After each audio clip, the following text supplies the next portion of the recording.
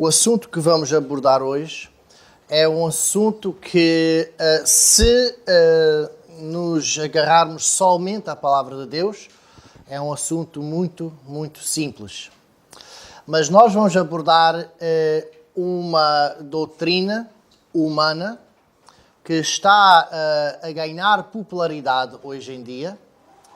E ela é uma doutrina que entra em muitos assuntos bíblicos e para abordar esse assunto é muito mais difícil. Enquanto eu me preparei, eu fiz muita pouca preparação porque eu já estou a estudar este assunto há bastante tempo. Portanto, a minha preparação foi de agarrar os meus apontamentos que tenho acumulado ao longo dos meses e ver se organizava para que pudesse entregar aos irmãos de uma forma organizada. Mas eu realmente vejo-me aflito com este assunto no aspecto de onde começar, onde pegar.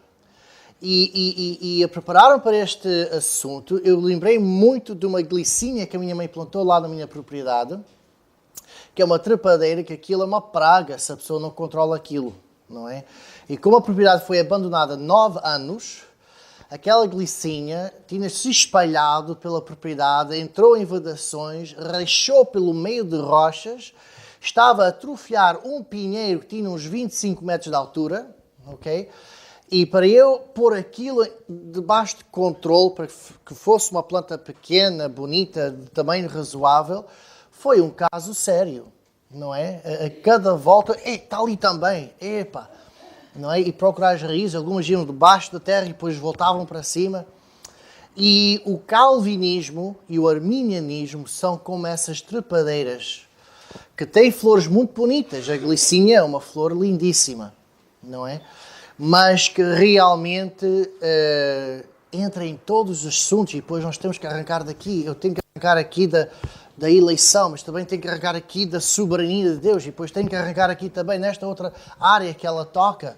E tudo o que o calvinismo e o arminianismo tocam, danificam. E é muita pena porque nós estamos a ver aqui em Portugal, especialmente na zona da Beira Voga, sei que isto vai ser posto na internet, mas que se saiba, especialmente na zona da Beira Voga, alguns homens jovens estão a promover e a espalhar estas ideias do aliancismo, a que nós abordamos ontem, e do calvinismo. Eu já tive conversas com alguns destes irmãos e o facto é que eles próprios não percebem aquilo que eles estão a promover. Não completamente. E é muito, muito, muito triste. Porque em algumas áreas deste assunto toca-se no caráter de Deus. Em outras áreas toca-se na segurança do crente e na certeza da salvação do crente. E em todas as áreas, a doutrina, nós podemos ler autores, mesmo autores calvinistas, e eu encontrei já centenas de referências em autores e outras pessoas, que uma das doutrinas mais contenciosas e que causam mais divisões nas igrejas é precisamente o calvinismo. Quando digo que eu estou a estudar o calvinismo há muito tempo, não estou a falar só dos últimos meses. Os últimos meses é quando eu realmente comecei a tomar mais apontamentos daquilo que eu estou a estudar. Mas eu estou a estudar o calvinismo desde os 15 anos de idade. E sabem porquê? Porque o calvinismo dividiu a nossa igreja. Era uma igreja portuguesa nos Estados Unidos, com mais de 200 membros, uma igreja muito evangelística, cada vez mais pessoas a entrar, e desde aquela divisão, aquela igreja nunca mais cresceu. Né? E passou a ser uma igreja pequena.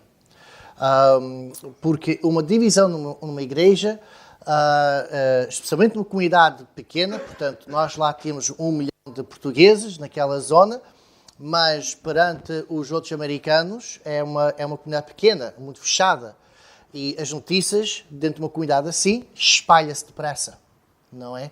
E então, uma divisão da igreja que Deus pode usar para o bem, eventualmente, mas dá um mau testemunho, não é? Dá um mau testemunho.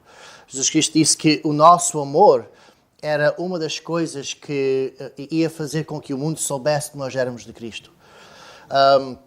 E em muitas divisões, eu conheço que tem havido divisões nas igrejas em que ambos os partidos conseguiram fazer a divisão de uma forma amigável e amorosa, e uns iam ir para outro lugar e outros ficaram e mantiveram-se amigos, mas isso é muito raro, não é? Na maioria das vezes, quando há divisões, há coisas que realmente não representam o coração que o crente deve ter. Mas quando essas famílias de nossa igreja, alguns deles, eu era adolescente, incluía meus amigos. E eu fiquei mesmo a pensar, mas o que é isto, o calvinismo? E eu comecei a estudar. E eu decidi naquela altura não ler livros ou qualquer artigo contra o calvinismo. Porque eu queria dar ao calvinismo uma oportunidade justa.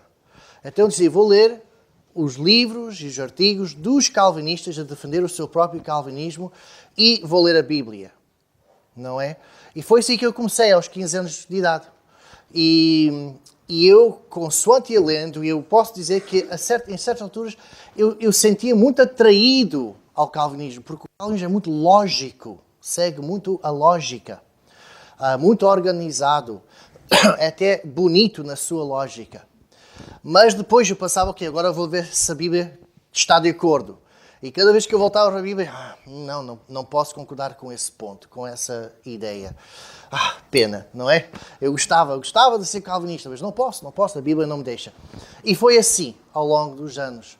Portanto, quando eu falo de calvinismo, eu não estou a tentar pôr-me como um doutor de teologia, nem nada disso.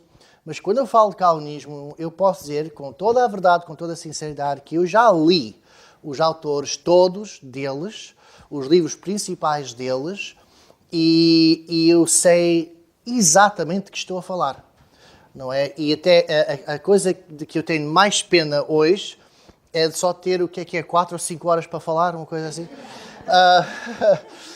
Porque realmente se me der todos os domingos do ano, 52 domingos e 2 horas por domingo, talvez eu podia caber tudo aquilo que precisam de saber sobre o calvinismo e o que a Bíblia diz sobre o calvinismo. Então vão reparar em muitas áreas, acho eu, enquanto eu falo, lacunas. Peter, mas falaste nisto e passaste logo para aquele ponto, mas o resto disto aqui. E se isso acontecer, eu peço desculpa, não é? Mas é que eu tenho muita matéria e, portanto, não há tempo para tudo. Vamos abrir em Efésios, capítulo 2.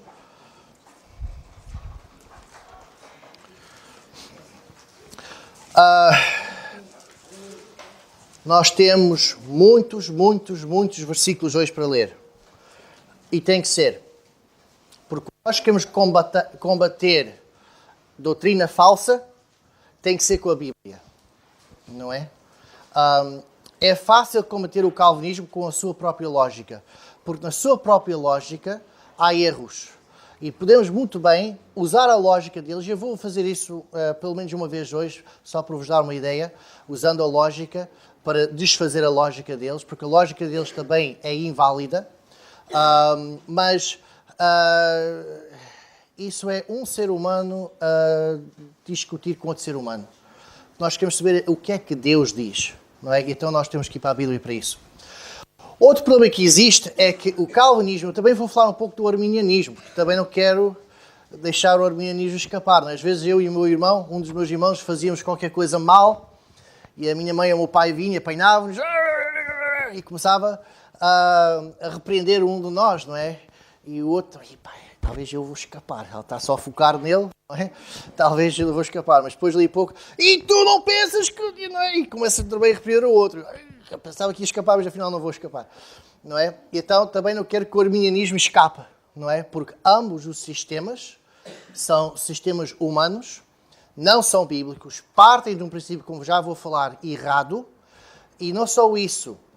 Os calvinistas gostam de referir ao arminianismo como o oposto de calvinismo, e não é. O arminianismo é uma modificação ligeira para melhorar o calvinismo. O autor do arminianismo chamava-se Jacó Arminius. Alguns chamam Tiago ou James, ele vai pelos dois nomes, não sei como é que isso aconteceu. Mas ele era discípulo do Calvino. E quando ele fez os seus pontos na altura era chamada remonstração, os 5 pontos de remonstração, ele pensava que isto eram 5 pontos, só 5 pontos. O Calvino escreveu 1000 páginas ao longo da sua vida inteira. Há muitas pessoas, o Calvino escreveu um livro tão bom, Os Institutos do Cristianismo. 1000 páginas, ele fez isso quando tinha só 20 anos. Uau, ele era um gênio. Não. Ele escreveu umas 200 páginas durante um período de 5 anos, quando ele tinha 20 a 25 anos. E depois, ao longo da vida, ele foi acrescentando as páginas até, ao fim da vida, ser 1000 páginas. Mas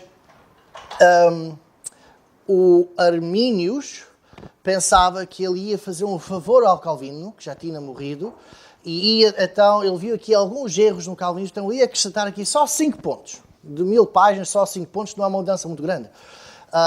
Para melhorar. Só que na Holanda, outro discípulo do Calvino, chamado Beza, disse, não, tem que ser calvinismo puro, não é?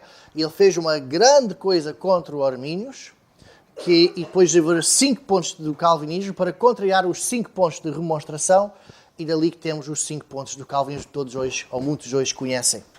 Okay? Isto é tudo coisas de homens, é tudo filosofia dos homens. Mas o arminianismo é realmente irmão gêmeo do calvinismo, não é o oposto. Okay?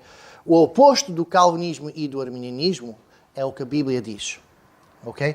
E eu vou-vos mostrar isso hoje. Ok, então Efésios 2, nós todos conhecemos os versículos 8 e 9, então vamos ler, não é? E vamos ficar de pé, se não se importarem, como é a passagem temática para hoje, é a mesma temática, o versículo 10, mas vamos ler primeiramente o 8 e 9. Talvez pudesse fazer uma referência a quem é Calvino, não é Reforma. Ok, tá bom. Boa ideia. Então, vamos ler e depois eu vou fazer aqui uma sugestão que o irmão deu. Diz então, Efésios 2, 8 e 9, porque pela graça sois salvos por meio da fé. E isto não vem de vós, é dom de Deus. Não vem das obras para que ninguém se glorie. Ok, isto é básico, não é? Para qualquer pessoa evangélica, não é? Os calvinistas dizem que a fé é o dom que Deus dá aqui. Ok? Isto é vosso, para quem não conhece calvinismo, isto é a primeira introdução à forma como eles distorcem as Escrituras. O homem não consegue ter fé, então Deus é que dá a fé. Está aqui. Isto é o dom de Deus. Só que quando nós vamos para o grego, fé é feminino, dom é neutro. E na gramática grega é impossível, tal como na gramática portuguesa, que um adjetivo ou uma palavra qualquer que modifica, a expressão gramática modifica, quer dizer que tem a ver com outra palavra, seja de um género e outro de outro género. Ok? Nunca pode ser. Se dom referia-se a fé, dom tinha que ser feminino, tal como a fé é feminino. Ok? Mas diz, este dom, e tem neutro. E se nós lemos uns versículos para cima, estamos a ver que ele está a falar na salvação em geral. A salvação é o dom. E depois temos outra questão, irmãos. É que a palavra de Deus explica-se a si mesma. Escrituras explicam Escrituras. O que é que diz Romanos 6, 23? Alguém sabe de cor? Romanos 6, 23. O pecado é a morte. E depois o dom gratuito de Deus é a vida eterna. O dom é o quê? A vida eterna. Vida eterna. Então, as Escrituras explicam as Escrituras ou não? Então, o que é o dom de Deus? É a fé ou é a vida eterna? É a salvação?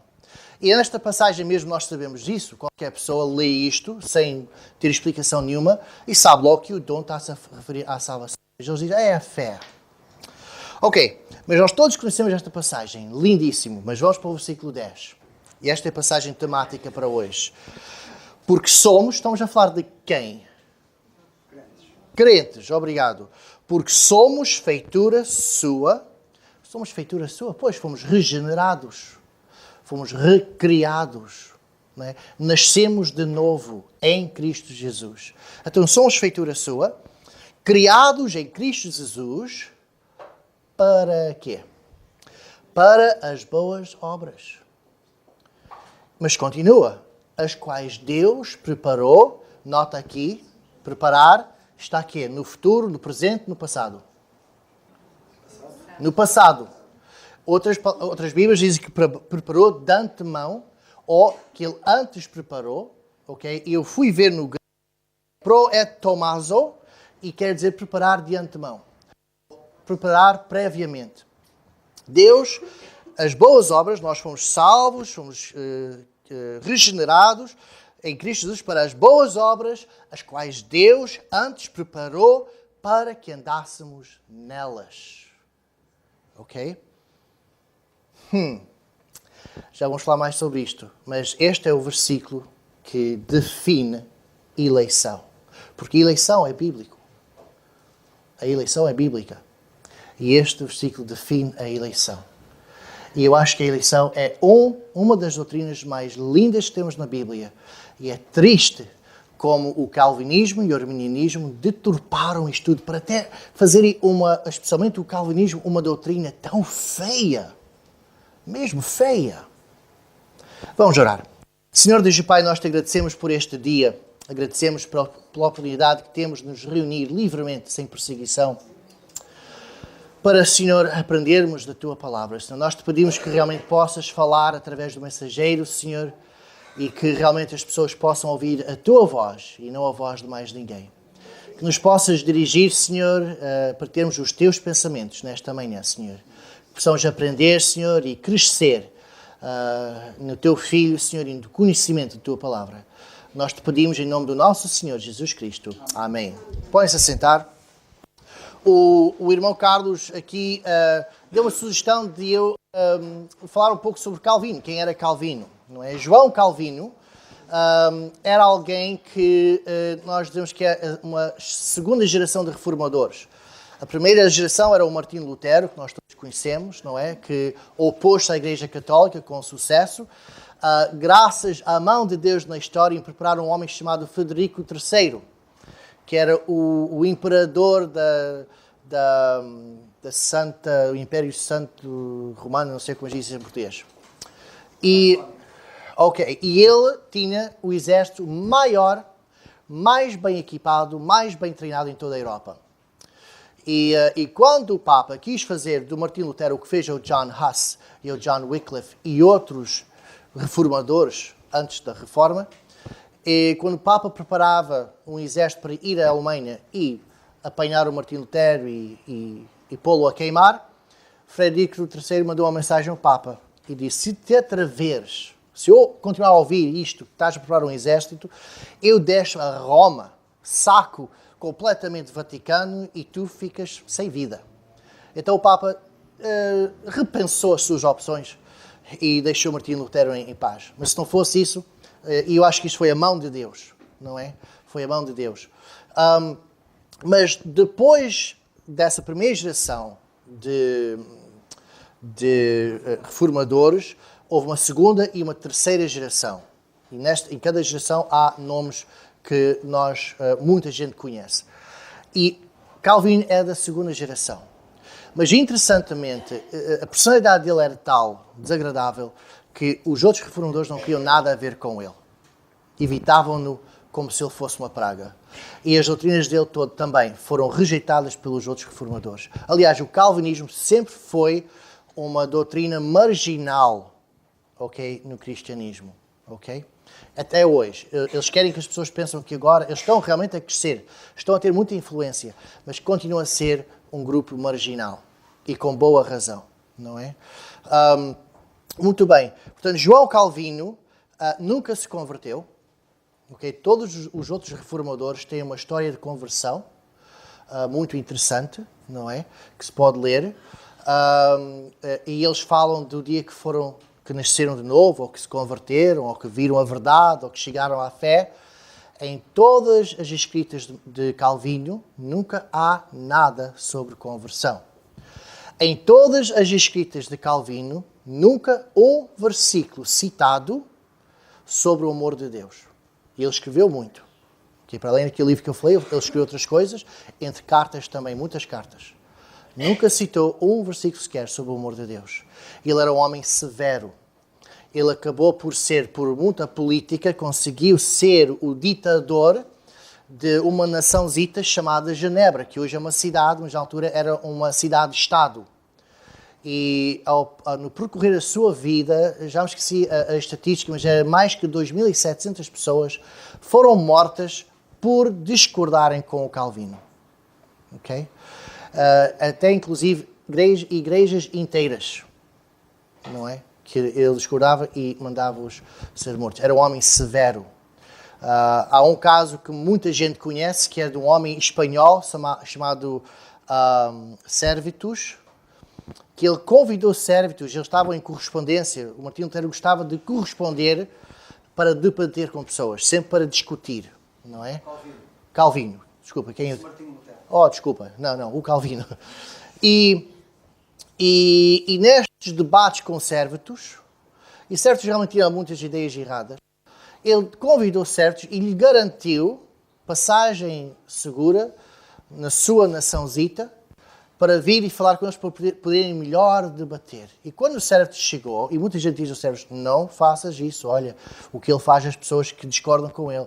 Mas ele, de boa fé, disse, não, eu confio nele. Foi lá a Genebra, Calvino imediatamente mandou-o ser preso, fizeram uma tribuna, já me esqueci o nome em português, não é? E rapidamente o condenaram à morte e o queimaram, não é? Então, isto é para explicar quem era Calvino. E Calvino criou um Deus à sua imagem, um Deus severo, um Deus que predestina pessoas para o inferno. E nós vamos ver se esse Deus é o Deus da Bíblia. Sabem uma coisa? Deus inspirou homens santos para escreverem a Bíblia. Sabem porquê? Duas razões. Bem, houve muitas razões, mas duas razões principais. Uma, para revelar-se a si mesmo, para nós sabermos quem Deus é. Número dois, para revelar a nós quem nós somos, porque nós somos muito peritos em mentir a nós mesmos sobre quem nós realmente somos, não é? Mas Deus revela-se a si mesmo. Então nós podemos ir à Bíblia de capa a capa e ver quem Deus é. Deus é este Deus que Calvino descreve. Deus é este Deus que Arminius descreve. É por isso que a Bíblia serve. É para vermos quem Deus é. E então nós vamos ver algumas dessas coisas, mas eu não posso estar aqui a falar sempre assim, sem seguir os apontamentos. Peter, se for preciso, vem cá uma segunda, terceira vez. Ok, está bem, está bom. Obrigado. Quero só mencionar duas outras coisas que eu acho importante. Porque tanto vou passar isto lá para não estar sempre a favorecer aquele lado, não é? Depois eu estou a fazer o que os calvinistas dizem, não é? Estou a predestinar alguns e outros para... ok, então o que é que nós temos? Temos que falar sobre a salvação, porque o arminianismo e o calvinismo ambos tocam na salvação. Como é que Deus opera nos bastidores na salvação? Número 1, Deuteronômio 29. As coisas reveladas são para nós, nossos filhos, as coisas não reveladas não são para nós. Portanto, desde o princípio, arminianismo e calvinismo tentam, com filosofias humanas, entrar em áreas que Deus não nos revelou e que não é para nós sabermos. Mas o assunto é salvação. Agora, na filosofia e na teologia, uso uma palavra assim mais cara, que chama-se soteriologia, que vem da palavra grega soterios, que quer dizer salvação. Então, temos que lembrar o que é salvação. E uma coisa linda sobre a salvação é que Deus tudo o que faz é completo. Quando Ele cura o cego, Ele curou só um olho. Ou deixou-lo para conseguir ver, mas não podia distinguir as formas. Não. Completamente o curou. Não é? Quando Ele curou o paralítico, Ele deixou só com um lado a funcionar. Não é? Não, curou-o completamente. E quando Deus salva, a salvação é completa. E a nossa salvação tem 3 aspectos. Temos o aspecto da justificação, da santificação e da glorificação. A justificação é como Deus salva o nosso espírito que estava condenado ao inferno. E isso acontece imediatamente quando uma pessoa vem a Cristo. O seu espírito é salvo para toda a eternidade. Ele foi justificado, o seu pecado foi colocado em Cristo Jesus e Deus agora, pela fé dessa pessoa em Cristo Jesus e confiança em Cristo Jesus por causa disso, Ele agora acredita ou dá crédito da justiça de Cristo para essa pessoa. Então nós, em Cristo, temos a justificação e não vamos para o inferno. Agora, um dos problemas é que nós, quando dizemos salvação, nós quase sempre queremos dizer justificação.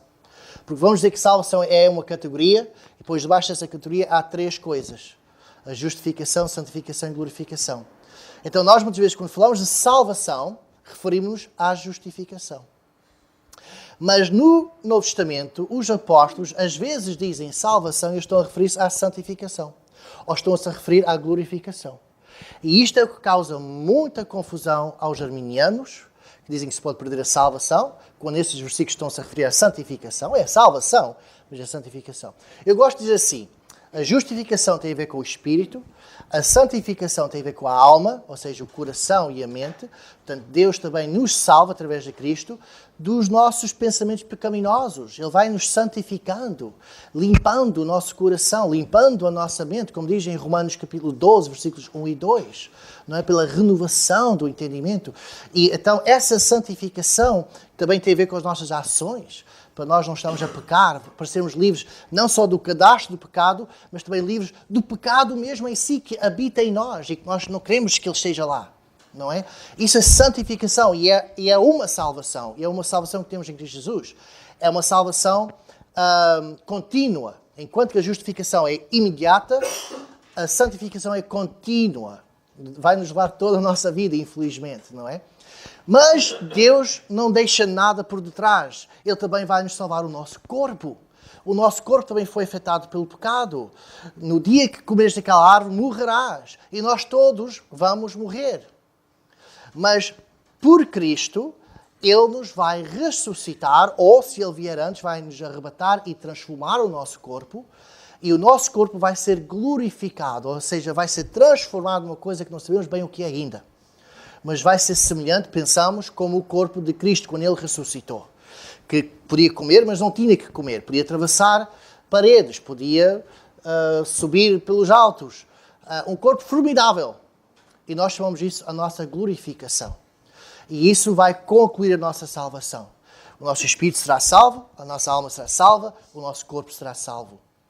E um dos problemas do calvinismo e do arminianismo, entre outros, porque posso-vos dizer que há outros sistemas humanos, o molinismo, o tomismo, o amiraldismo, o baxterianismo e vários outros.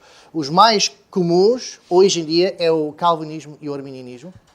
Mas eles todos confundem estes 3 aspectos da salvação. E nós temos de ter cuidado com isso. A outra coisa que eu quero dizer, talvez vou já... Não vou fazer isso, pá. Eu tenho que seguir os meus pontos. Senão... mas eu quero chegar à definição. Eu vou chegar à definição. A definição da eleição bíblica. Ok? Eu até gostava que fosse posto aqui, não sei se vai dar. A todos, isto é que nós vamos ver na Bíblia, a todos que irão converter-se em Cristo, Deus, em sua presciência, os predestinou em Cristo para... Agora temos aqui 3 S's. Ok? Para sagradas bênçãos espirituais, para santificação e para serviço cristão. E estes são os eleitos. Ou seja, a eleição e a predestinação não é para descrentes, para serem salvos, mas é para crentes para serem santificados. Vamos pensar em Efésios 1, que é uma passagem que os calvinistas gostam muito, mas eles tiram fora do contexto, e vamos ler hoje. Efésios 1 é uma passagem lindíssima, porque fala nisto mesmo. O que Efésios 1 diz, entre outras passagens bíblicas, é que Deus não tinha que nos salvar. Ok, mas Ele decidiu nos salvar. Ok, Ele podia nos ter salvar, prontos. Criava um paraíso, algures, nós passávamos lá toda a eternidade e Ele ficava à parte. Porque afinal, o que é que Ele queria ter connosco? Somos uns meros pecadores salvos pela graça, por causa de nós o seu filho teve que morrer na cruz, vão lá ter e prontos. Mas não, Deus em seu beneplácito, da sua própria vontade, e é interessante como os calvinistas pegam na vontade de Deus, no seu beneplácito, e depois criam estes decretos místicos que ninguém sabe bem o que é que eles estão a referir, não é? E que Ele nos salvou, Ele elegeu alguns para ser salvos pela sua vontade de beneplácito, não sei o que mais. Estão completamente a torcer estes versículos. A sua bondade, Deus disse, eu não vou só salvá-los. Eu amo-os. Eu vou salvá-los e vou fazer mais. Eu vou dar-lhes bênçãos espirituais. Por exemplo, eu vou adotá-los como os meus filhos. o Deus do universo, quer adotar-me como filho. Ele predestinou todos aqueles que irão crer no seu Filho para serem adotados como filhos. Eu vou fazer mais do que isso. Este mundo onde eles vivem é tão difícil, eu vou-lhes dar dons espirituais. De evangelismo, de hospitalidade, de administração, pregar a palavra. Eu vou-lhes equipar, eu vou-lhes dar o Espírito Santo, outra bênção espiritual. Eu vou mesmo salvá-los do pecado. O Espírito Santo vai começar a santificá-los da sua vida. Para estarem livres das amarras do pecado. Santificação. Olha, eu sei que eles vão gostar de ter o privilégio de me servir. Eu vou dar a eles serviço cristão. Eles vão poder servir-me, o Alto Rei. Ele nos dá serviços.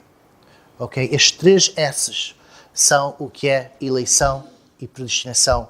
Quando se refere a cristãos. Então vamos voltar aqui para os apontamentos. Eu quero falar sobre vários usos de eleito. Eu saltei por cima de alguma coisa aqui, é que o calvinismo não passa de ser nada mais do que fatalismo. Tudo está predestinado por Deus, tudo foi eleito, tudo já está, não se pode fazer nada. Eles já dizem, já estão a falar nisto lá no norte, na zona da Beira-Voga, que a oração não é o que a Bíblia diz que a oração é. Porque está tudo já predeterminado, nós oramos para Deus fazer uma mudança, Deus já decidiu se vai fazer ou não fazer essa mudança. Portanto, não vale a pena orar. Mas, como a Bíblia diz que nós oramos, temos que orar. Temos que orar para o papo, para o boneco, não é? Que coisa! Quer dizer, Deus vai nos enganar. Quer dizer, isto faz as palavras da Bíblia enganadoras. Orar e Deus fará? Não é? Deus não vai ter estado predeterminado? Agora, é verdade que Deus é omnisciente, que Ele sabe tudo. Ele tem presciência. Que é uma palavra que os calvinistas parece como o alho para os vampiros, não é? Eles dizem que os vampiros fogem do alho. Nós falamos presciência e o calvinista, não começas com isso, não é? Desculpem, mas a presciência de Deus, não só há versículos que usam essa palavra identicamente, como há muitas passagens que falam da presciência de Deus. Não é? Aliás, é como nós sabemos que algo é de Deus ou não. Ele diz no Velho Testamento várias vezes, vocês vão saber se este profeta é meu ou não, se as coisas que ele disser se cumprirem. Porque só Deus é que realmente sabe o futuro. Não há demónio nenhum que consiga imitar isso. Então, Deus é presciente.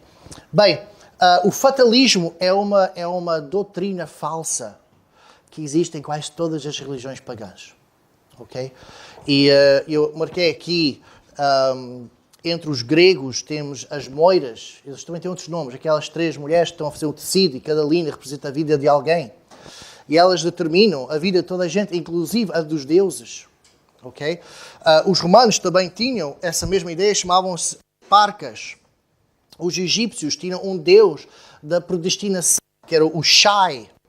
Na Mesopotâmia, quase todas as religiões tinham, e eles pronunciavam de diferentes maneiras, mas era Mamatu, uma mulher que também determinava o fado das pessoas. O fado é uma música, mas também é uma palavra portuguesa que quer dizer destino. Às vezes o destino mau. Ok? Eu vou usar a palavra fado hoje porque eu quero relacionar destino com fatalismo. A palavra fatalismo vem da mesma palavra de fado. Ok? Estamos a ver no Islão o qadar. O qadar é o fado, ou o fatalismo. Eles acreditam nisso, está tudo predeterminado. O catolicismo tem o Agostinho. O Calvino, nos seus livros, citava mais o Agostinho, que era um católico, do que citava a Bíblia. Agostinho até disse assim: quem quiser chamar à vontade ao poder de Deus pelo nome de fado, esse que mantém essa opinião. Ou seja, o fado dos pagãos é igual ao Deus dos cristãos. É o que Agostinho disse. Uau! Depois, temos até no humanismo secular, os descrentes, os ateus. Há um grupo entre eles que acreditam no que chama-se o Skinnerismo, okay? Que é a ideia de que tudo está predeterminado. Não acreditam em Deus, mas acreditam que tudo está predeterminado. Até há ateus que conseguem chegar a esta doutrina falsa. E é o que Satanás quer que nós acreditamos. Porque ele quer que nós acreditamos que nem Deus tem o poder de mudar as coisas. Não é? Tudo já está predeterminado. E a base da astrologia e dos videntes e dos cartomantes, eu tenho aqui a lista, leitores de sina, adivinhas, feitiçaria, bruxaria. A base disso tudo é que tudo já está magicamente, não sabemos como, predeterminado. Então as estrelas que já estão lá há muito tempo podem dizer o que vai acontecer porque já foi predeterminado. Não é? Quando nós vamos a estas pessoas, e a Bíblia proíbe isso, a base filosófica, religiosa deles é que já está tudo predeterminado. Okay? O Calvino basicamente pega nessas coisas, e o Agostinho, e tenta adaptá-las para dentro da Bíblia. Mas o que é que Deus fala sobre essas coisas? Ele proíbe as pessoas de irem a essas coisas. Eu acho que Deus discorda não só com o que eles fazem, mas com a base filosófica atrás disso. Porque muitas vezes Deus diz, se vocês fizerem assim, eu vou mudar as coisas. Agora, se Ele já predeterminou isso, então Deus está a ser enganoso, está a enganar.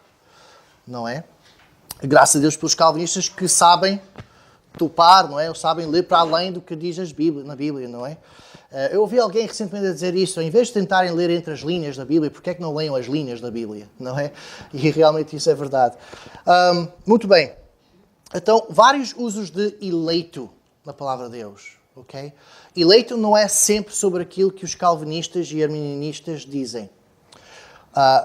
O primeiro uso de eleito, e o mais comum na Bíblia, é sobre Israel. Okay? Se procurarem numa concordância, a palavra eleito, no Velho e Novo Testamento, o eleito, a eleição, refere-se mais a Israel do que qualquer outra coisa. Ou seja, Deus escolheu Israel para ser o povo dele, étnico, político, verdadeiro, aqui na terra, na carne, ok? Para ser o seu representante entre as nações todas. Okay? E através desse povo também ele iria de trazer o Messias, que sabemos já aconteceu. Okay? Então isso foi uma eleição. Deus escolheu Israel. Nós dizemos, porquê que ele escolheu Israel? Não teria sido melhor o Egito, ou Roma, ou Grécia, ou um país assim mais, talvez, nobre, não sei. Quem somos nós? Perguntar com Deus. Deus escolheu Israel, foi Israel. Agora, o que eu acabei de vos dizer, este diálogo comigo mesmo, eu estou a resumir Romanos 9, 10 e 11. Porque ele está a escrever uma carta aos romanos, e há lá judeus nessa mesma igreja, e ele está a responder porque é que Deus escolheu Israel e não Roma. Os romanos estão a dizer, Roma, um império glorioso, porque é que ele não escolheu a nós? Porque é que ele foi aquele povo ali pequenito, naquela terra poente, cheia de pó e não sei o que mais? Não é? Então ele diz, não, Deus escolheu Israel. E depois diz, quem somos nós para perguntar com Deus? O Calvin pega disso fora de contexto.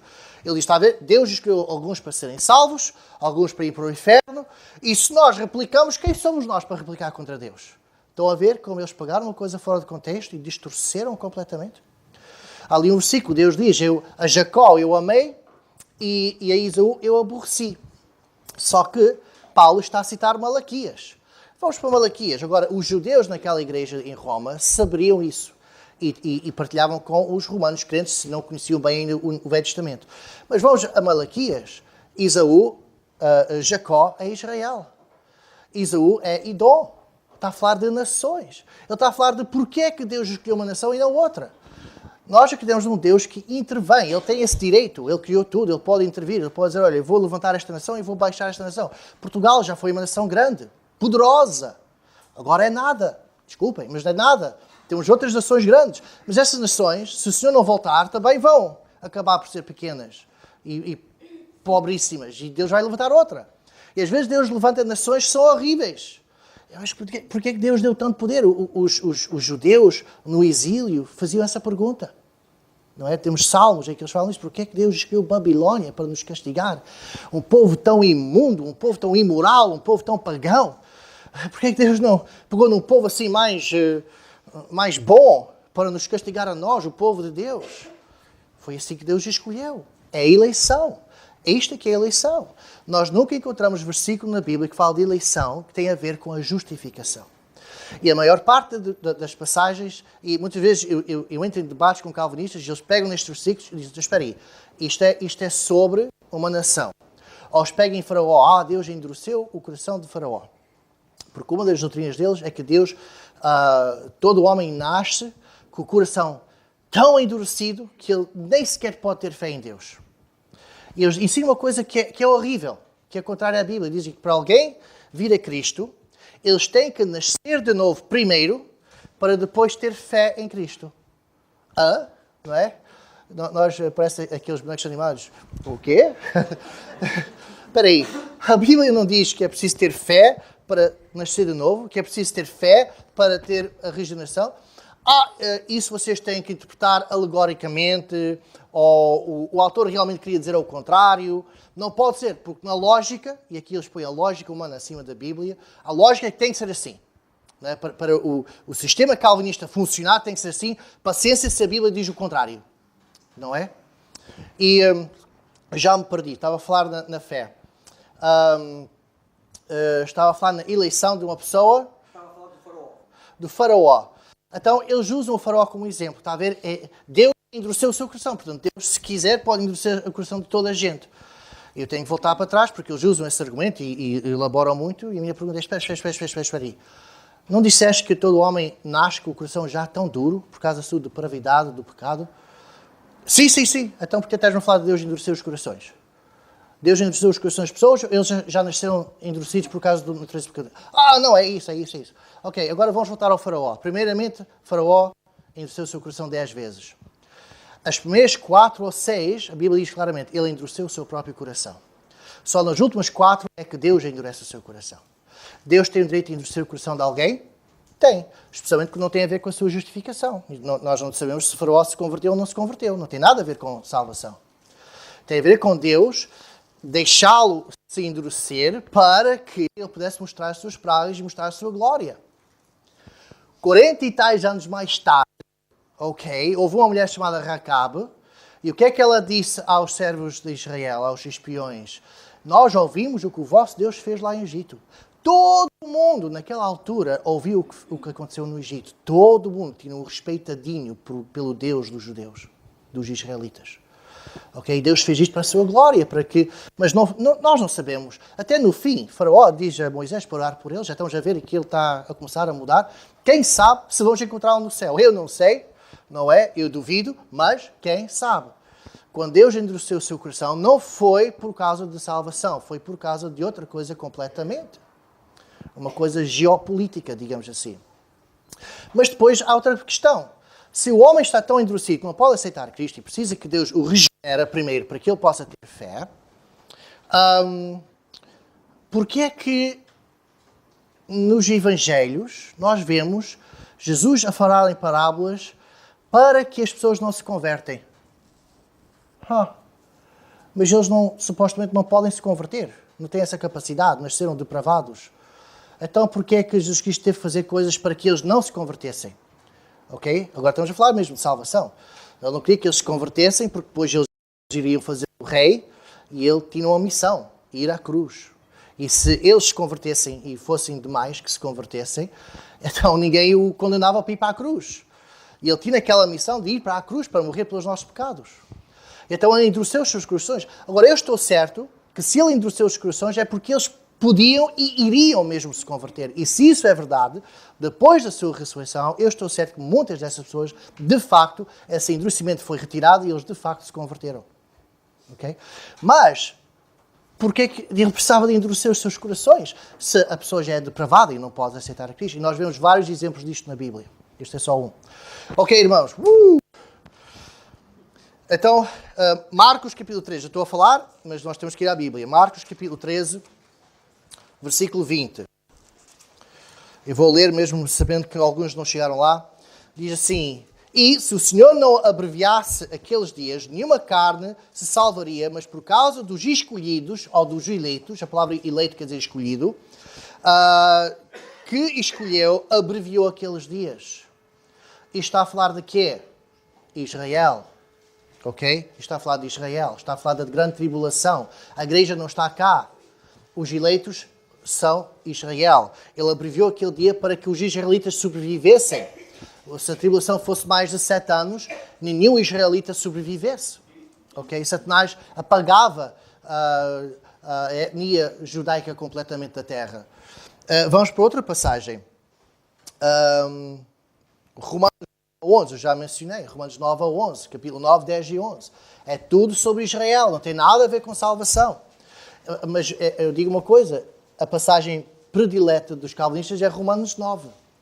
É Romanos 9. Está a falar da eleição de Israel, mas que eles dizem que é a eleição do indivíduo para a salvação. E então eu, quando falo com eles, olha, nem sequer vou discutir convosco. Porque vocês sabem, ou se não sabem, são mesmo ignorantes, que isto tem a ver com Israel, não tem a ver com indivíduos. Ok? Muito bem. Outra coisa, Deus aborreceu Esaú, está escrito em Malaquias. Malaquias é o quê? É o último livro da Bíblia, do Velho Testamento. Ok? E Edom já existia há uns 900 anos ou mais. E Deus deu-lhes muitas oportunidades.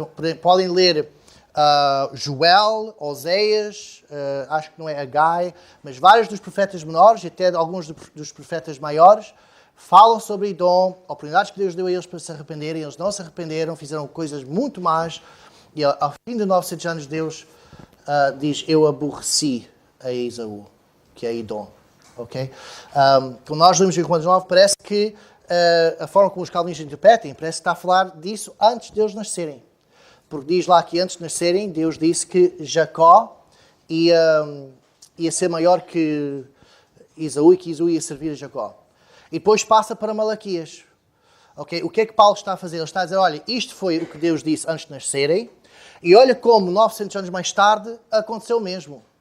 Okay? Deus não disse que ele aborrecia a Esaú antes de nascerem, ele disse isso em Malaquias.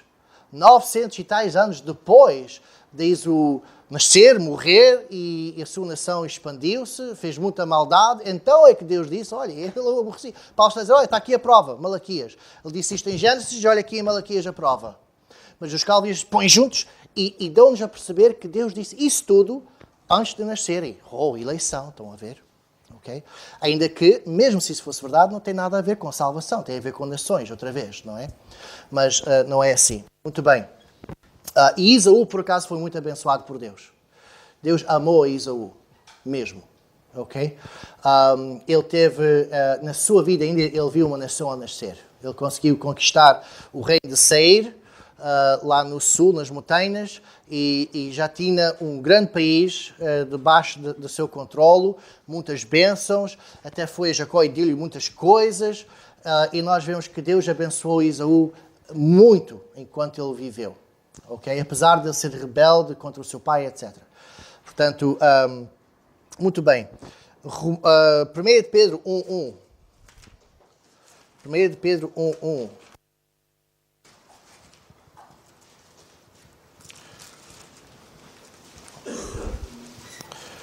Diz assim,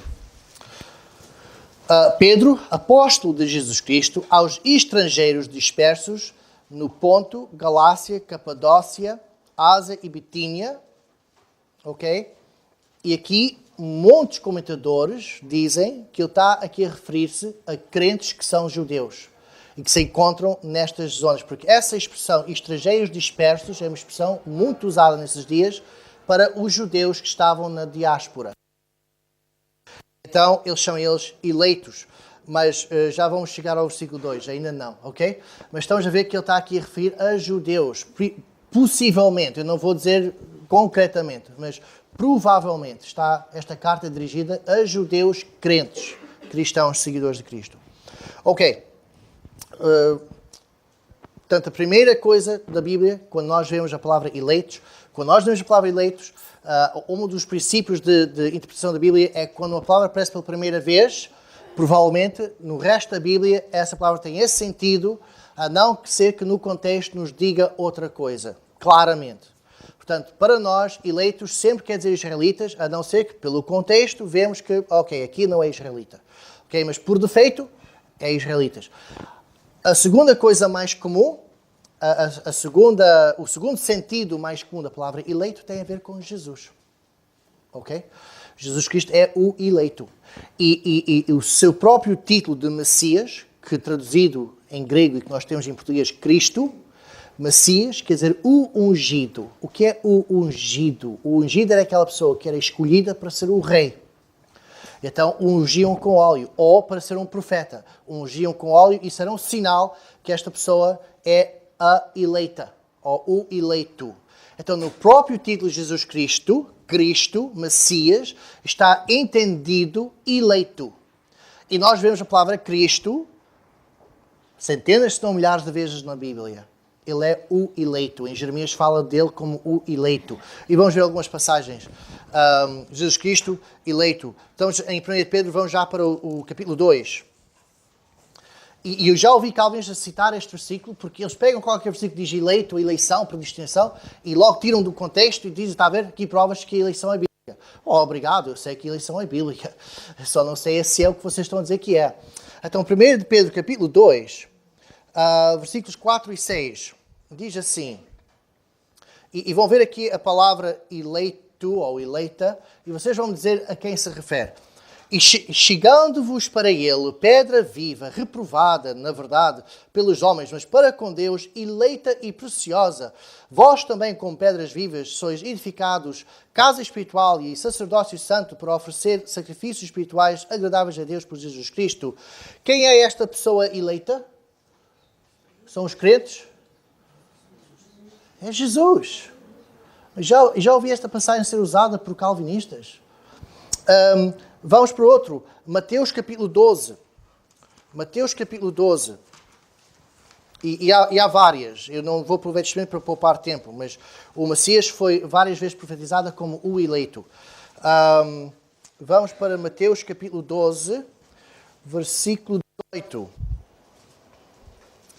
Eis aqui o meu servo, ok, vamos ler a partir do 17 para vermos o contexto. Para se cumprisse o que fora dito pelo profeta Isaías, que diz, eis aqui o meu servo que escolhi, aqui a palavra é que elegi, portanto está a falar de eleição, o meu amado, em quem a minha alma se compraz, porei sobre ele o meu espírito e anunciará aos gentios o juízo. Muito bem, vamos olhar para Lucas capítulo 23. Lucas capítulo 23. Lucas 23, 35. Lucas 23, 35. E o povo estava olhando, e também os príncipes zombavam dele, dizendo, aos outros salvou, salve-se a si mesmo. Se este é o Cristo, o Messias, o quê? Escolhido de Deus, ou o eleito de Deus. Ok? Eles sabiam as Escrituras, eles sabiam que o Messias seria o eleito, que é a mesma coisa. Muito bem. Outras expressões de Deus para eleitos é falar dos anjos que não seguiram Satanás. Vamos para 1 Timóteo, capítulo 5. 1 Timóteo, capítulo 5, versículo 21. 1 Timóteo 5, 21.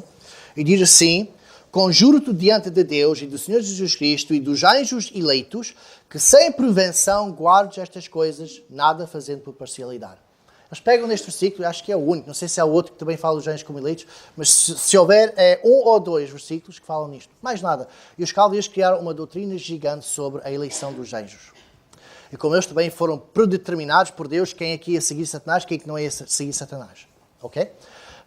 Só baseado neste versículo, que é mencionado, não nos diz nada sobre anjos eleitos. Nós não sabemos do que é que está aqui a referir, só temos a expressão. Mas eles já criaram uma doutrina cheia, completa sobre este assunto, que é completamente a imaginação do homem. Ok? Mas uma coisa é certa, um anjo, a palavra anjo quer dizer mensageiro. E esta é a minha opinião. Agora estou-vos a dar uma ideia humana também. Anjo é mensageiro. Eu acho que entre os seres espirituais lá no céu, Deus manda X número deles para a terra para servirem a Ele, para os seus propósitos. Então são os mensageiros de Deus. Eu acho que esses anjos sentem-se muito especial por terem sido escolhidos para fazer essa obra. E então eu acho que vem daí a ideia de anjos eleitos.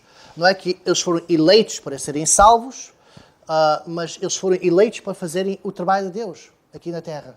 Ok? E como nós também sentimos-nos muito especiais, porque Deus nos deixa servir a Ele. Isso é só uma ideia minha, mas como o irmão Marcos bem me diz, eu não morro por isto, não é? Ok. Mas pronto, o importante para nós hoje é que isto não tem nada a ver com salvação, justificação, nada. Ok? E nós não sabemos se anjos são eleitos para a salvação. Isso é completamente imaginação. Depois nós temos outro uso que é muito pouco usado, mas se nós ouvíssemos os calvinistas, pensaríamos que este era o uso maior que se vê, que é quando se refere aos 12 discípulos. Jesus Cristo passeou pela Galileia e disse, olha tu, vem comigo, segue-me. Olha tu, vem comigo, segue-me. Não é? Ele fez isto durante 1 ou 2 dias, nós não bem sabemos. Não é muito claro quanto tempo é que levou para ele escolher os 12. Não é? Pode ter sido tudo num dia, mas há outras passagens, parece que ele escolheu uns num dia e depois escolheu outros no outro dia. Ele os escolheu porquê? Nós não sabemos. Ele os escolheu para serem salvos? O Calvinista diz sim. Então chegamos ao fim do capítulo 6 de João e diz que Jesus os escolheu e um deles o traiu. E era o filho da perdição. Isso quer dizer que ele foi para o inferno. Então, a escolha dos 12 discípulos tem alguma coisa a ver com salvação? Não.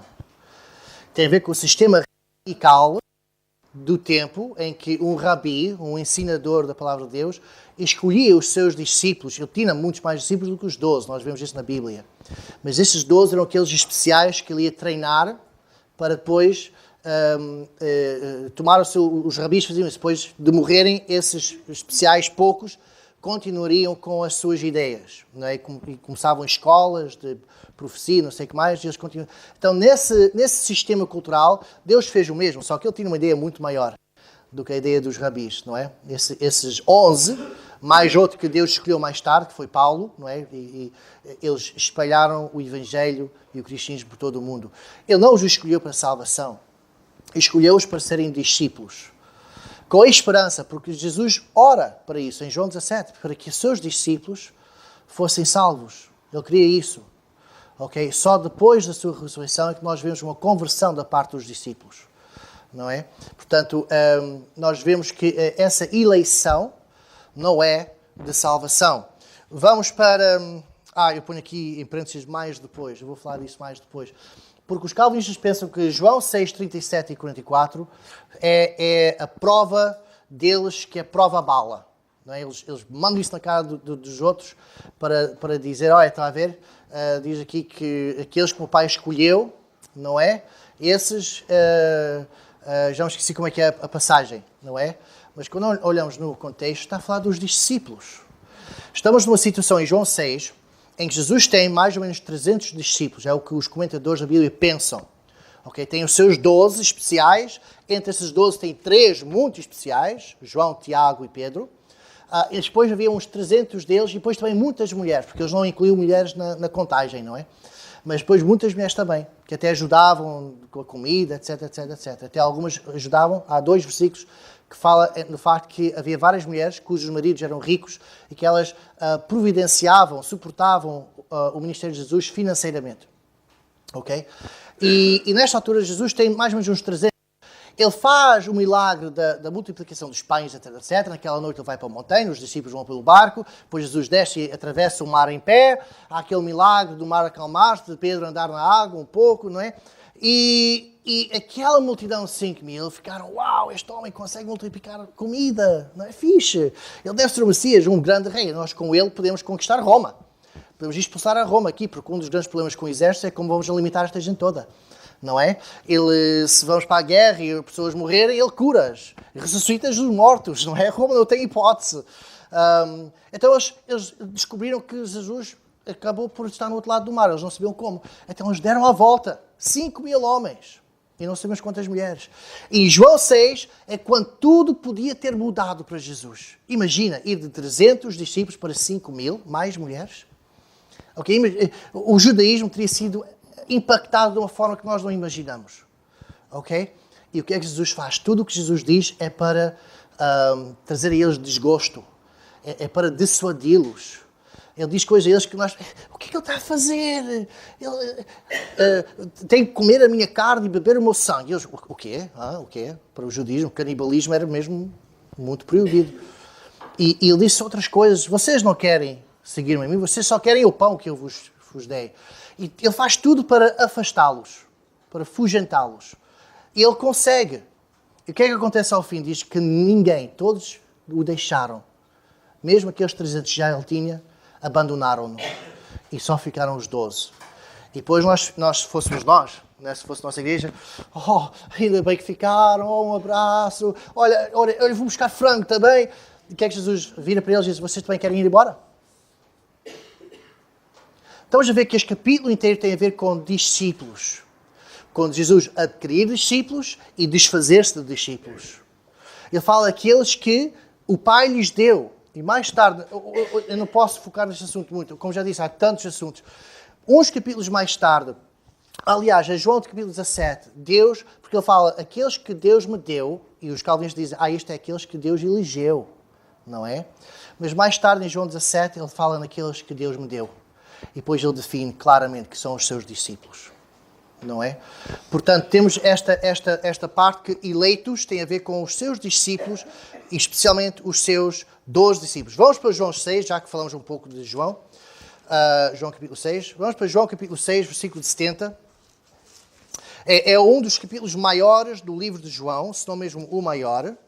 E é por causa disto, porque isto é um clímax na história que João está a apresentar. E é um ponto de viragem. Okay? A popularidade de Jesus Cristo, a partir daí, é mínima. Okay? Já as pessoas estão a pensar, mas quem é este homem? Ele fala coisas assim tão esquisitas, não é? E aí é que os fariseus começam a ganhar força. E foi a culpa de Jesus. Ele disse aquelas coisas. A maioria das modernas nunca fariam estas coisas, não é? Eles querem incluir. Então, até vamos evitar falar do inferno, coisa assim, para as pessoas entrarem em Jesus Cristo. Olha, mas isto tinha a ver com o facto, não tinha a ver com salvação. Isto tem a ver com o fato que ele tinha missão. Ele tinha que subir aquela cruz. Ele não podia ter estes discípulos. Quando ele voltar, ele vai ter. Ele vai ter milhares e milhões que o vão seguir com muito agrado. Mas nesta altura ele não podia, senão a sua missão seria estragada. Muito bem. João 6,70, onde é que estou? Respondeu-lhe Jesus, não vos escolhi a vós os dois, e um de vós é um diabo. Então, se este capítulo é sobre salvação, como diz os calvinistas, então ai de mim, se Deus me escolheu, será que eu sou um diabo e que vou ser um filho de perdição? Também? Qual é a segurança de salvação que eu tenho com isto? É ridículo, realmente, tentar unir as duas coisas. Vamos para João capítulo 15. João capítulo 15. Versículo, já me perdi o lugar, 16 e 19. João capítulo 15, 16 e 19. Não me escolheste vós a mim, João capítulo 15, versículos 16 e depois vão saltar para o 19. Não me escolheste vós a mim, mas eu vos escolhi a vós. E vos nomeei para que vades e deis fruto, e o vosso fruto permaneça, a fim de que tudo quanto em meu nome pedides ao Pai, eu vos-lo conceda. Versículo 19. E se vós fosseis do mundo, o mundo amaria o que era seu. Mas porque não sois do mundo, antes eu vos escolhi do mundo, por isso é que o mundo vos aborrece. Ok? Aqui, os calvinistas gostam de usar estes versículos e nós também às vezes erramos e usamos estes versículos para aplicar a crentes. Mas aplica-se aos discípulos que estavam ali mesmo. Ok? Eu citei João 17 ou não? Não fiz isso. João 17 é que fica muito claro. Porque há uma porção em que Cristo ora pelos seus discípulos, aqueles que o Pai me deu, e depois há uma transição muito clara em que Jesus Cristo diz, agora quero orar por aqueles que hão de acreditar em mim. E afinal, estes que ele escolheu não são aqueles que vão de vir mais tarde. Ou nós não somos escolhidos, quer dizer isso. Só aqueles discípulos. Quando Jesus está a falar dos seus escolhidos, está a falar dos seus discípulos, não daqueles que irão de acreditar nele. Ok, Atos capítulo 9, porque eu estou a falar aqui dos 11 discípulos, porque obviamente, apesar de Judas ser eleito, ele acaba por suicidar-se, mas Deus os substitui, digamos assim, entre aspas, com outro discípulo. Atos capítulo 9, versículo 15. Disse-lhe, porém, Atos capítulo 9, versículo 15, disse, porém, o Senhor, vai, porque este é para mim um vaso que é escolhido. Escolhido para salvação? Não, nós sabemos que ele realmente se salvou. Mas vamos ler aqui o que está aqui. Ele é um vaso escolhido para quê? Para levar o meu nome diante dos gentios e dos reis e dos filhos de Israel. Está a falar de uma escolha de um discípulo Ele o escolheu não para o salvar, ainda que isso veio automaticamente, mas o escolheu tal como nós somos escolhidos, para servir ao Senhor. E Paulo foi um grande servo do Senhor, né? Foi usado grandemente. Ok, outro uso da palavra eleito, e isto é uma particularidade do grego, e que nós vemos não só na Bíblia, mas em obras gregas da altura, é que uma coisa eleita era uma coisa de alta qualidade, ou uma pessoa de alto estatuto. Okay? E nós temos mais ou menos isso um pouco em português. Nós dizemos que uma maçã é maçã de escolha. É uma expressão assim qualquer, não sei se estou a dizê-la bem, mas olha, é de escolha. Eu sei que eu estou a dizer mal, mas já há uma expressão assim, que eu já vi nos anúncios do Pingo Doce até. Mas, como? Pois, sim, são os melhores. Sim, ok. Mas eu estou mais à procura dessa ideia de uma coisa ser de boa qualidade. E nós vemos isso também. Os eleitos no desporto são de boa qualidade. São de boa qualidade. Ok, está bem. Ok, vamos. Seleção, é de seleção. Estas maçãs são boas. Eu sei que já tinha visto um anúncio assim. Seleção. E também usa os futebolistas, não é? A seleção. Então, olha, esta carne é a seleção, é de alta qualidade. Ok? E nós vemos isso só duas vezes e no mesmo livro, que é 2 de João, se querem ir lá comigo, 2 de João, versículos 1 e 13. Versículos 1 e 13. Diz assim: Sião à senhora eleita e a seus filhos, os quais amo na verdade, e não somente eu, mas também todos os que têm conhecido a verdade. Depois, versículo 11, porque quem o saúda... Não, peraí, 11 não, 13. Saúdam-te os filhos da tua irmã, a eleita. Amém. Ok? Agora, há pessoas que gostam de interpretar que esta senhora eleita é uma igreja. Ok? E pode ser, porque o João é um bocado críptico aqui, por causa da perseguição naqueles dias. Pode ser uma igreja, mas também pode ser uma mulher mesmo, de alta classe, e ele teve que escrever de uma forma mais críptica para ela também não ser perseguida. De qualquer forma, tanto igreja ou mulher, a expressão aqui eleita, e nós vemos isto nos manuscritos gregos seculares, está a falar de uma pessoa de alta qualidade, ou de alta classe. Ok, portanto, temos estes usos de eleição na Bíblia. E quando alguém diz, olha, está aqui a palavra eleito, está aqui a palavra eleita, eleição, eleger, escolher, escolhido. Cuidado, para aí. Ok, vamos lá ver o contexto. Isto tem a ver com Israel? Provavelmente é Israel. Ok? 85% ou 90% vai ser Israel. Outra porcentagem muito grande vai ser o Messias, o escolhido de Deus. E depois temos também estas outras possibilidades que são menores. Ok? Finalmente temos a eleição dos crentes, ok? Então vamos falar um pouco sobre a eleição dos crentes. Como já disse, a eleição na Bíblia é que todos que irão converter-se a Cristo, Deus, em sua presciência, os predestinou em Cristo para sagradas bênçãos espirituais, santificação e serviço cristão. Estes são os eleitos. Ok, agora vamos ver se isto é verdade. Ok, vamos ver se esta definição resume o que a Bíblia diz. Já lemos Efésios 2, 8 e 9. Não é? Que são as feituras sua, criadas em Cristo Jesus, para as boas obras, as quais Deus antes preparou para que andássemos nelas. Ok? Muito claro.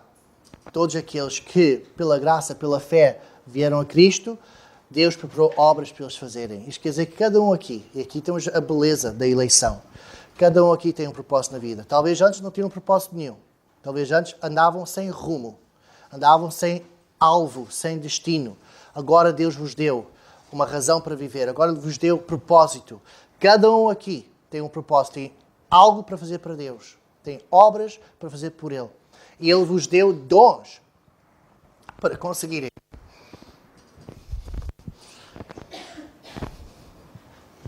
Nós não somos existencialistas. Eu vi no Facebook uma crente a pôr uma pessoa a falar sobre o existencialismo. Não há propósito na vida, Não, nós temos um propósito. Deus nos deu esse propósito. Tal é o amor por nós. Ele podia nos ter salvo e prontos. Mas Ele nos deu um propósito, deu-nos uma missão.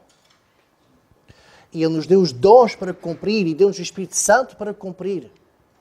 Deu-nos uma comunidade que é a igreja, onde nós podemos desenvolver esses dons e ser encorajados para fazer essa obra. Todos nós. fomos eleitos para as boas obras que foram preparadas de antemão. Isso é eleição, e a eleição é uma doutrina bonita, maravilhosa, demonstra o amor de Deus, não é o contrário, como dizem os calvinistas e os arminianos também. Romanos 8:29. Vamos lá para Romanos 8:29. Todos conhecemos Romanos 8:28, não é? Mas vamos ler o 29, não é?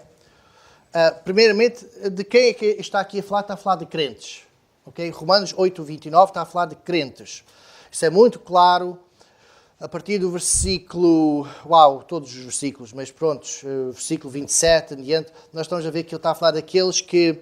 vamos ler o versículo 27. E aquele que examina os corações sabe qual é a intenção do Espírito e ele, que segundo o Deus intercede pelos santos. Está a falar dos santos, somos nós.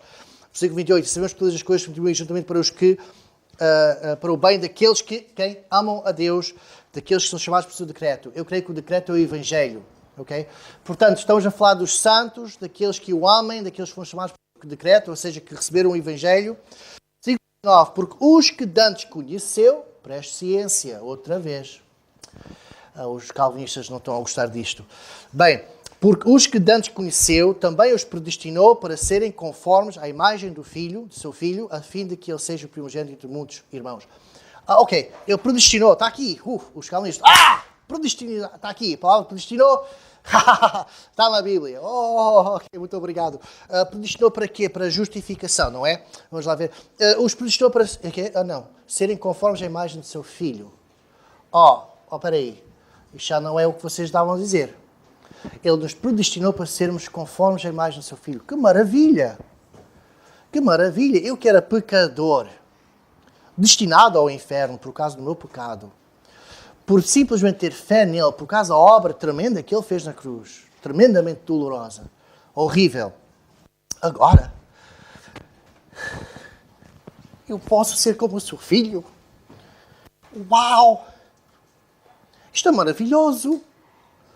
Mas se eu ouvir os meus amigos calvinistas, eu não vou topar nada disto sequer. Estar a preocupar, Deus predestinou alguns para ir para o inferno? Uau! E a quem é que vou evangelizar? Porque talvez eles já foram predestinados para ir para o inferno, estou a gastar o meu tempo a evangelizar algumas pessoas e não outras. Mas não! Ele predestinou que nós fôssemos feitos conforme a imagem do seu filho. E mais, imaginam isso? Sermos como o seu filho? Vamos ver outros versículos. Eu vou voltar ao 30, que eu sei que o 30 eles usam também. 1 Pedro 1:2. Eu disse que íamos voltar a esse versículo e vamos voltar agora. 1 Pedro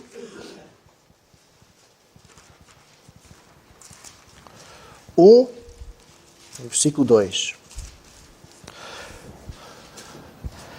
Este é um versículo que eles não gostam de usar muito porque tem ali a palavra presciência, não é? Porque a ideia deles é que Deus não pode pressaber algo, porque talvez ele vai eleger alguém por algo que ele gosta dessa pessoa. Então ele tem que fechar os olhos e escolher. Isso o segundo ponto deles é a eleição incondicional. Deus escolhe as pessoas aleatoriamente para que não haja nada neles que ele gosta, para que essa pessoa não se pode gloriar mais tarde. Diz, olha, Deus escolheu porque eu sou bonito. Deus escolheu porque eu era uma pessoa boa. E então ele tem que fechar os olhos. O que é que isto faz de Deus? Faz Deus mais pequeno do que a sorte. Porque afinal, no sistema calvinista, quem os elege é a sorte. Deus não está a elegê-los, ele fechou os olhos. Ele está a escolher as pessoas aleatoriamente, então é a sorte. Então a sorte é maior que Deus. E na Bíblia nós vemos nada disso, não existe sorte na Bíblia. Então eles tentam fazer Deus muito soberano e afinal acabam por destruir a sua soberania. É horrível. Mas pronto, vamos ler então aqui. 1 Pedro, versículo 2. Capítulo 1, versículo 2. Eleitos segundo a presciência de Deus, para ele ver quem é ser salvo, não é? Em santificação do Espírito Santo. Então nós fomos eleitos em santificação. Outra vez estamos aqui a ver a eleição sobre santificação. Para a obediência, ok? Fomos eleitos para a obediência, tal como disse Efésios 2:10. Estamos a ver aqui a Bíblia agora toda a unir-se contra o calvinismo, a dizer não é isso, é isto. Fomos eleitos em santificação para a obediência, não é para a justificação. E depois tem aqui uma expressão que isto me confundiu durante muito tempo. E a expressão do sangue de Jesus Cristo, graça e paz vos seja multiplicada. Em a expressão do sangue de Jesus Cristo, isto talvez agora já tenha a ver com salvação, com justificação. Mas eu fui procurar a palavra expressão, o que é que isso queria dizer? E esta expressão, por acaso, é uma expressão judaica que tem a ver com purificação. Porque quando eles aspergiam sangue, e nós vemos isto no Velho Testamento claramente, a expressão de sangue tinha a ver com purificação. Ora, o que é um dos aspectos de santificação? É a nossa purificação.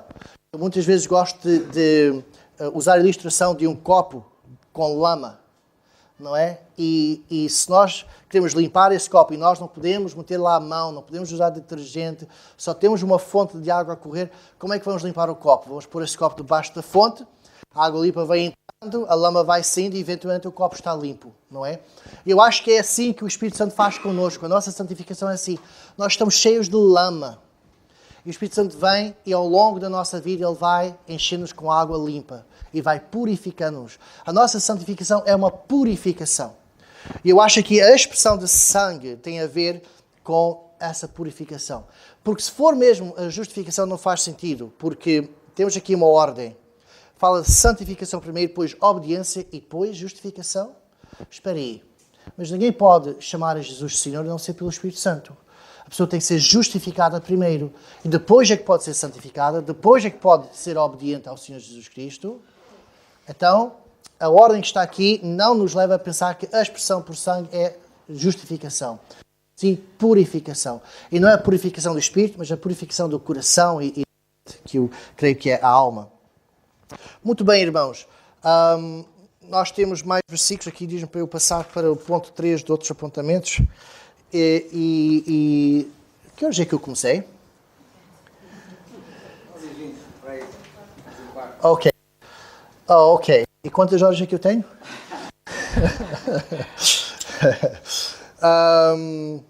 Ok, eu vou só fazer mais esta secção e vou acabar. Pode ser? Mas se quiser, com calma, falar mais no futuro... Ok, eu talvez vou aceitar essa oferta.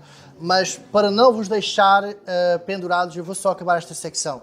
Porque eu falei sobre o que a eleição não é, que é santificação, mas o calvinismo entra em mais outras coisas. Por exemplo, a soberania de Deus. Sobre que Deus é um bocado indiferente e ele não importa-se de predestinar a maioria das pessoas que ele criou para o inferno. Ok? Então, eu quero só tocar nesses versículos. Vamos pôr de parte um pouco. Eu foquei agora só nas palavras eleição e predestinação. Agora eu quero focar na ideia, no conceito. Ok? E não vou levar mais que 10 minutos, creio eu. Ok? Então, vamos para 1 Timóteo, capítulo 2, 4, e eu agradeço muito a vossa paciência. 1 Timóteo, capítulo 2, versículo 4. Ontem eu falei sobre o aliancismo, está muito ligado ao calvinismo, e levei umas 4 horas, ou qualquer coisa assim, não foi? Nós tivemos alguns intervalos. O falar de novo sobre esta matéria é importante para considerar também o arminianismo. Ok, também é, sim, sim. 1 Timóteo 2,4, o calvinismo diz que Deus eleu uns para serem salvos, outros para ir para o inferno, está predeterminado, não há nada a fazer. Uau! Ok. 1 Timóteo 2,4, falando de Deus que quer que todos os homens se salvem. Oi, oi, oi. E agora aqui não importa se estamos a falar de justificação, santificação ou glorificação. Porque se é santificação, a pessoa tem que ser justificada primeiro, não é? Neste contexto. Que quer que todos os homens se salvam e venham ao conhecimento da verdade. Porque há um só Deus e um só mediador entre Deus e os homens, Jesus Cristo, o homem. Há tanto poder no Evangelho verdadeiro, não é? E quando eles pegam os versículos fora do contexto, arrancam-nos fora do contexto, que tristeza! Que tristeza. Okay. Tito capítulo 2. Tito capítulo 2. E por acaso eles depois usam do aliancismo para deturpar estas coisas. Deus quer que todos os eleitos se salvam, é o que eles dizem. Mas espera aí, não há uma praga, uma maldição em Apocalipse para todos aqueles que acrescentarem a palavra de Deus? Vocês não acabaram de acrescentar a palavra eleitos, que ele quer salvar todos os eleitos, não é todos. Todos não é todos. Isto é uma expressão que nós gostamos de rir quando nós estamos a debater os calvinistas. Eles gostam muito de dizer, todos não é todos. O mundo não é o mundo inteiro. Porque Deus amou o quê? O mundo que enviou o seu Filho unigênito. Não, é o mundo dos eleitos. Vocês estão a ler mal. Não, eu li bem. Vocês estão a acrescentar palavras. Ok, vamos lá.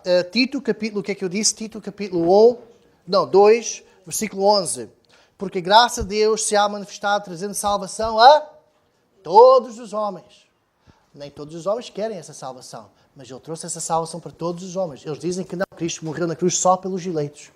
Eles acreditam na expiação limitada. Mas aqui diz que Ele veio para dar a salvação a todos os homens. Vamos para a 2 de Pedro 3,9. 2 de Pedro 3,9. Vocês estão a começar a ver aqui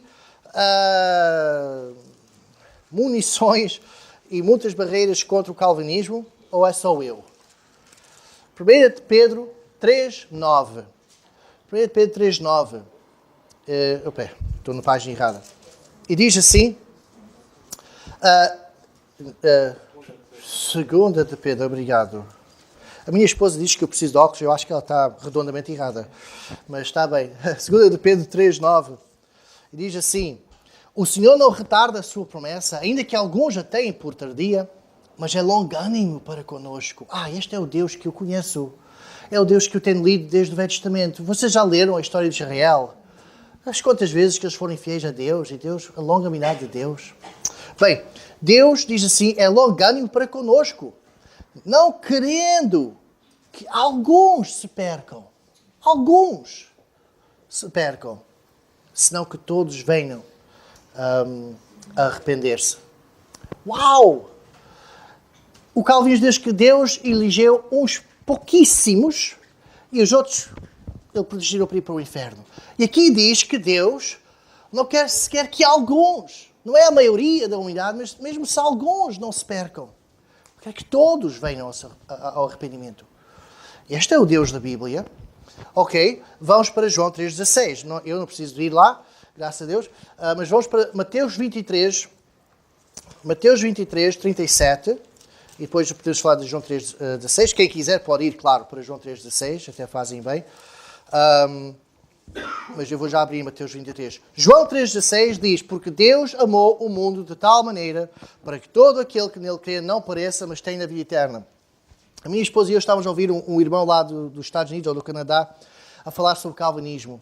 Ele disse que os calvinistas têm que modificar João 3,16 e eu não sei se vou conseguir repetir tudo o que ele disse.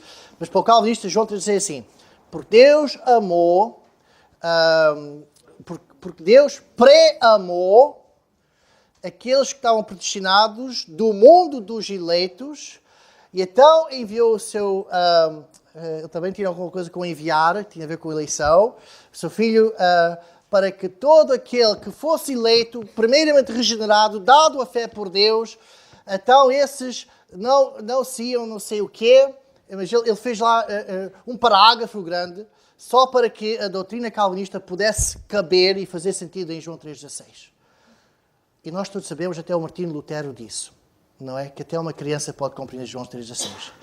Eles complicam de uma forma tremenda, não é?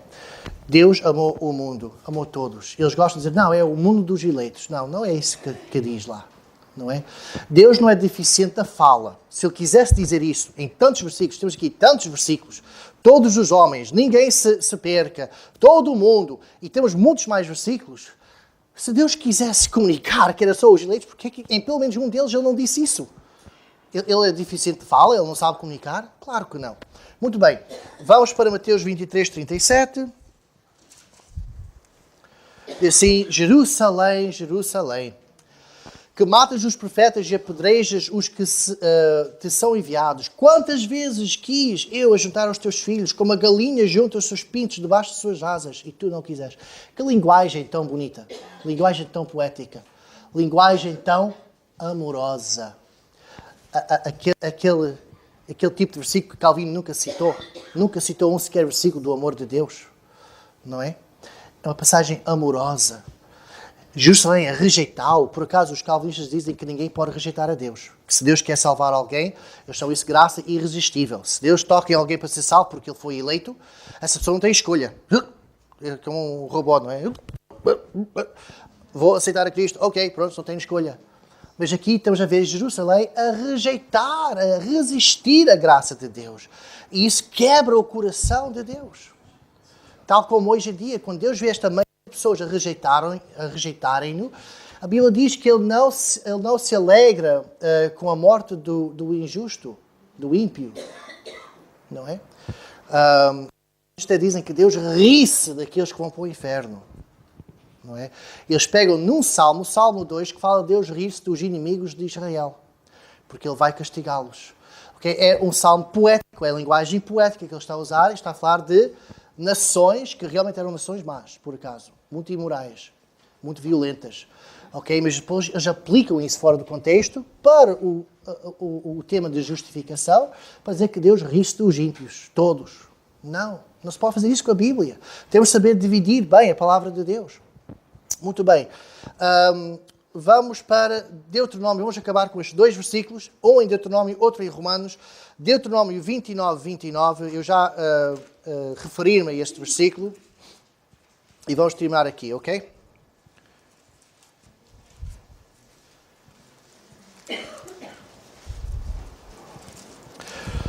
E noutra altura vou falar da soberania de Deus. O que é a soberania de Deus segundo a Bíblia? Ok? E não segundo o calvinismo. O calvinismo usa muito o fatalismo pagão para determinar o que é soberania. Isso não é bíblico. Deuteronômio 29. As coisas encobertas são para o Senhor nosso Deus. Para as reveladas são para nós e para os nossos filhos. Para sempre. Para cumprirmos todas as palavras da lei. As coisas reveladas são para nós. Estas coisas que acontecem nos bastidores, a mente de Deus, quem a sabe? E depois, Romanos, capítulo 11. Romanos, capítulo 11. Numa próxima vez, eu vou-vos mostrar alguns versículos em Jeremias, que diz que Deus não é capaz de inventar maldade na sua mente, no seu coração. Porque os calvinistas puros, dizem que a ideia de soberania deles é que Deus tem que controlar tudo. Deus tem que causar tudo, senão Ele não é soberano. Okay? Isto é uma ideia pagã. Okay? Calvino era um ditador, ele microgeria, micromanaging, não é? A sua cidade-estado. Okay? E ele criou um Deus segundo a sua imagem. Okay? Então, na ideia deles é que Deus tem que causar tudo. Então, eles dizem, e Agostinho dizia isto, e Calvino citava Agostinho, que Deus até causa o homem a pecar. Nada acontece sem Deus causar. Então, quando nós sabemos de um homem que violou um monte de meninas de 5, 2 anos de idade, que esfolou, que fez estas coisas horríveis, nós sabemos que Deus é muito contra essas coisas, no calvinismo puro, correto, ok? Deus é que causou, Ele fez essas pessoas a fazer essas coisas. Agora nós perguntamos, como é que Deus depois vai julgar essas pessoas? A pessoa, olha, eu fiz porque tu me fizeste, forçaste-me a fazer, não é? E o calvinista diz, mas Deus é glorificado nisso. Ele fez isso para a sua glória. Causou algumas pessoas para pecar, para depois castigá-las eternamente. E Ele é glorificado nisto.